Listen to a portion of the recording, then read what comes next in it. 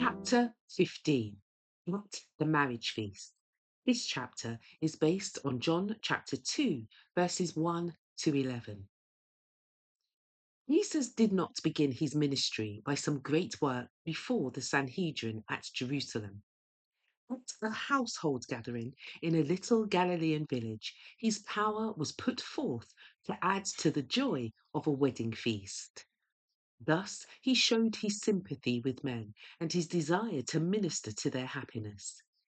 In the wilderness of temptation, he himself had drunk the cup of woe. He had come forth to give to men the cup of blessing, by his benediction to hallow the relations of human life.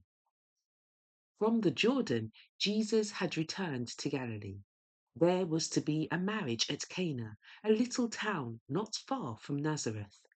The parties were relatives of Joseph and Mary, and Jesus, knowing of this family gathering, went to Cana and with his disciples was invited to the feast.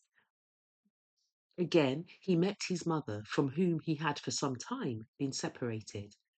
Mary had heard of the manifestation at the Jordan at his baptism. The tidings had been carried to Nazareth and had been brought to her mind afresh the scenes that for so many years had been hidden in her heart. In common with all Israel, Mary was deeply stirred by the mission of John the Baptist. Well she remembered prophecy given at his birth. Now his connection with Jesus kindled her hopes anew. But tidings had reached her also of the mysterious departure of Jesus to the wilderness, and she was oppressed with troubled forebodings. From the day when she heard the angel's announcement in the home at Nazareth, Mary had treasured every evidence that Jesus was the Messiah. His sweet, unselfish life assured her that he could be no other than the sent of God. Yet there came to her also doubts and disappointments, and she had longed for the time when his glory should be revealed. Death had separated her from Joseph, who had shared her knowledge of the mystery of the birth of Jesus.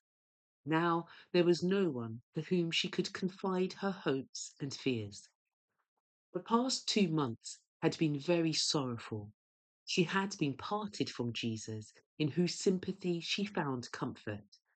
She pondered upon the words of Simeon, "A sword shall pierce through thine own soul also." Luke chapter 2, verse 35. He recalled the 3 days of agony when she thought Jesus lost to her forever, and with an anxious heart she awaited his return. At the marriage feast, she meets him, the same tender, beautiful son, yet he is not the same. His countenance is changed.